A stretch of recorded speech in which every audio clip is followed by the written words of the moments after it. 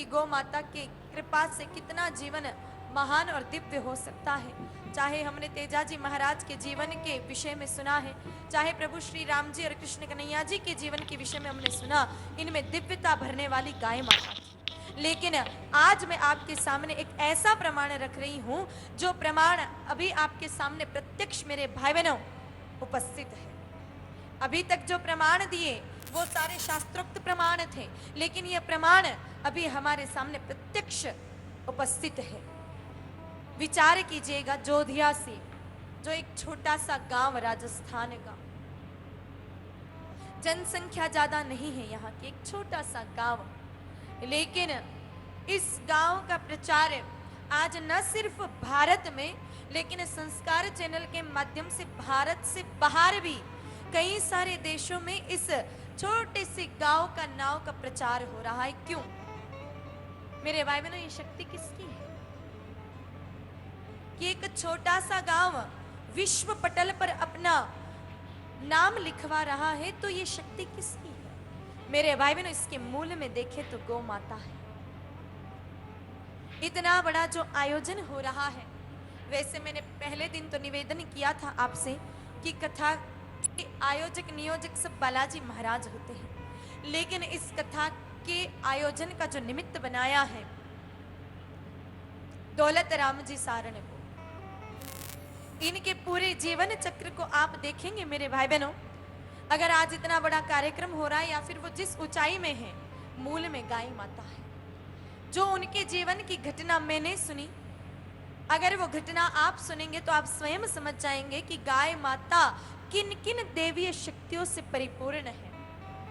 वैसे दौलत राम जी को जितना मैं नहीं जानती, उतना अधिक आप जानते हैं, क्योंकि आपके ही गांव के, आप ही के क्षेत्र के, आप बहुत अच्छे से जानते हैं कि कुछ वर्ष पूर्व आर्थिक पृष्ठभूमि अधिक मजबूत नहीं थी। एक साधारण गरीब किसान परिवार के एक बेटे एक विद्यालय में अध्यापक का काम करते थे, निजी विद्यालय में। मेरे भाई बहनों, उसी विद्यालय में जब नौकरी चल रही थी उनकी, कुछ ऐसी घटना हुई कि उस नौकरी का परित्याग कर दिया और मेरे भाई बहनों संकल्प लिया कि अब स्वयं का विद्यालय खोलेंगे। लेकिन पास में आर्थिक पृष्ठभूमि इतनी मजबूत नहीं है, अर्थ नहीं है, और विद्यालय खोलना कोई छोटी मोटी बात नहीं है। एक साधारण मेरे भाई बहनों निजी विद्यालय में पढ़ाने वाला एक अध्यापक खुद का विद्यालय कैसे खोल सकता है? उसके लिए अर्थ की आवश्यकता पड़ती है। लेकिन फिर भी बैंक से कुछ ऋण लेकर के, कुछ लोन लेकर के जमीन खरीदते हैं। उस जमीन पर आश्चर्य क्या होता है कि एक गाय माता आते हैं, और वो गौ माता कोई और नहीं, यहाँ पर जो विराजमान है यही गौ माता, यही गौ माता उस जमीन पर नित्य ही आते हैं, रोज वहीं पर उपस्थित रहते हैं। जब पता लगाया कि ये गौ माता किनकी है, उनके सेवक के पास गए दौलत राम जी और गौ माता जी को अपने घर पर ले आए, उसको खरीद लिया। मेरे भाई बहनों, जब से ये गौ माता उपस्थित हुई, आर्थिक पृष्ठभूमि बहुत अधिक मजबूत नहीं थी, लेकिन फिर भी जिस भूमि पर वो गौ माता उपस्थित थे, आज उसी भूमि पर करोड़ों की बिल्डिंग मेरे भाई बहनों कामधेनु विद्यालय के नाम से खड़ी है। ये चमत्कार सिर्फ और सिर्फ गाय माता का। और सबसे बड़ी बात कि गौ कृपा से जब इतना बड़ा चमत्कार हुआ, लेकिन फिर भी गौ माता को विस्मृत नहीं किया। कई लोग होते हैं परमात्मा को तब तक याद रखते हैं जब तक स्वयं किसी दुख में, पीड़ा में हो, और जैसे ही सुख आ जाता है वैसे ही परमात्मा को भूल जाते हैं। लेकिन दौलत राम जी ने मेरे भाई बहनों गौ माता को विस्मृत नहीं किया, उस विद्यालय का नाम ही कामधेनु विद्यालय रखा।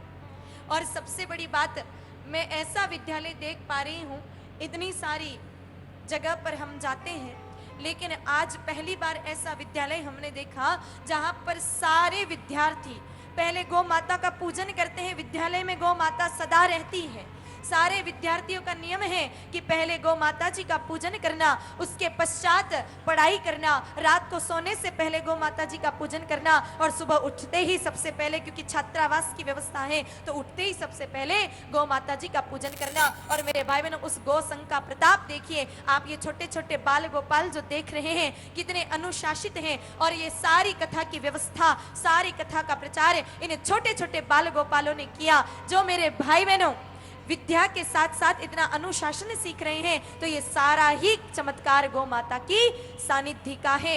मैं दावे के साथ कह सकती हूँ मेरे भाई बहनों कि ऐसे विद्यालय में जहां पर गौ माता नित्य विराजमान रहती है, ऐसे विद्यालय में जहां गाय माता जी की सेवा पूजा होती है, और जो दृश्य रामचरितमानस जी में वशिष्ठ जी महाराज के गुरुकुल का लिखा है, वही दृश्य आज कामधेनु विद्यालय में हमें परिलक्षित होता है मेरे भाई बहनों। और ऐसे सुंदर वातावरण में अगर आपका बच्चा पढ़े तो मैं ये बिल्कुल कह सकती हूँ कि निश्चित वो अच्छा इंसान अवश्य बन जाएगा।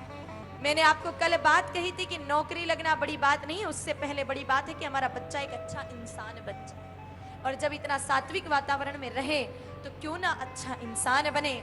आप जितने भी यहाँ पर लोग बैठे हैं जिनके बच्चे इस कामधेनु विद्यालय में पढ़ते हैं, वैसे विद्यालयों की कोई कमी नहीं है, आज रोज एक नया नया विद्यालय खुल रहा है, लेकिन ऐसे सुंदर विद्यालय में जहाँ गौ माता की सानिध्य ही है, आपके बच्चे अगर पढ़ाई कर रहे हैं तो आप निश्चित मानिएगा ऐसे माता पिता को चिंता करने की आवश्यकता नहीं है कि मेरा बच्चा मेरी सेवा करेगा या नहीं करेगा, मेरा बच्चा मुझे रोटी देगा या नहीं देगा, या फिर मेरा बेटा सतपथगामी होगा या नहीं होगा। ये आपको चिंता करने की बिल्कुल भी आवश्यकता नहीं है, क्योंकि मैं इस बात की गारंटी ले सकती हूँ कि जो कामधेनु विद्यालय में जो विद्यार्थी पढ़ता है, निश्चित वो राष्ट्र के लिए अपने जीवन को समर्पित करने की योग्यता रखता है और अपने परिवार के लिए अपना पूरा जीवन समर्पित करने की वो योग्यता रखता है, क्योंकि इनको सानिध्य गौ माता की मिली। मेरे भाई बहनों, गौ माता में ये ताकत है कि वो कंकड़ को हीरा बना देती है।